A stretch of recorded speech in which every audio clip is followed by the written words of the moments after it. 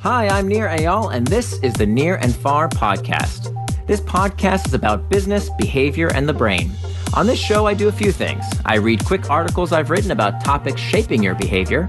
I interview authors of books I enjoy, and from time to time, I devote episodes to answering your questions. If you want to ask me a question, visit the podcast page on iTunes, go to ratings and reviews, and ask me a question by leaving a review. I promise to read it and possibly include your question in a future episode, so please, ask me anything. Now, enjoy the episode, and for more, you can always visit me at nearandfar.com. This podcast is brought to you by X.AI. You know, a lot of times when you listen to a podcast, the host will recommend a product because they're the sponsors, and that's as simple as that. Well, I want to tell you about a product that I actually use. I've used it for about a year and a half now. It's called X.AI. X.AI is an artificial intelligence virtual assistant that will schedule your meetings for you. So every time I schedule a meeting, I don't play the email ping pong game back and forth. All I have to do is CC my virtual assistant at X.AI with a simple email address, and the artificial intelligence will take care of the rest. It's a great product, highly recommended. And right now you can get 1 month free by going to X.AI/near and far. And you want to enter in the discount code near and far. Now remember, near is spelled like my first name, N-I-R. Check that out at X.AI/near and far. 4 ways to use psychology to win your competitors' customers, by Nir Eyal and read by Nir Eyal. Let's say you've built the next big thing. You're ready to take on the world and make billions, right? Your product is amazing, and you're convinced you've bested the competition. As a point of fact, you know you offer the very best solution in your market. But here's the rub.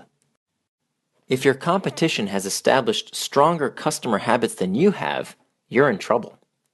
The cold truth is that the better product does not necessarily win. However, there's hope. The right strategy can crowbar the competition's user habits, giving you a chance to win them over. To understand how to change customer habits, we first need to understand what habits are and how they take hold. Simply put, habits are behaviors done with little or no conscious thought. Research shows about half of what we do, day in and day out, is driven by these impulsive behaviors. Consider just about any product you find yourself using without thinking, and you'll find a hook. Do you sometimes check your phone without really knowing why? Hook. Ever open Facebook or Twitter to do just one thing only to find yourself scrolling and tapping 30 minutes later? Hook. Have you ever found yourself unable to stop playing a game like Candy Crush Saga or Angry Birds? Hook, hook, and more hooks. Hooks have 4 basic parts: a trigger, action, reward, and an investment. User habits are valuable precisely because they do such a good job of keeping competitors out, making it exceptionally difficult for a new company to shake users from their existing routines. Here are 4 ways fledgling products can win over users from the competition and successfully migrate them from one product habit to another. Number 1, faster hooks. In his book, Something Really New, author Dennis J. Hopley deconstructs the process of innovation into its most fundamental steps. First, Hopley states, understand the reason people use a product or service. Next, lay out the steps the customer must take to get the job done. Finally, once the series of tasks from intention to outcome is understood, simply start removing steps until you reach the simplest possible process. Though it's excruciatingly simple, understanding Hopley's first principles yields big results. Removing steps between the user's recognition of a need and the satiation of that desire is at the core of all innovation, from the cotton gin to the iPhone. Products that can shuttle customers through the 4 steps of the hook more quickly than competitors stand a good chance of winning them over to new routines.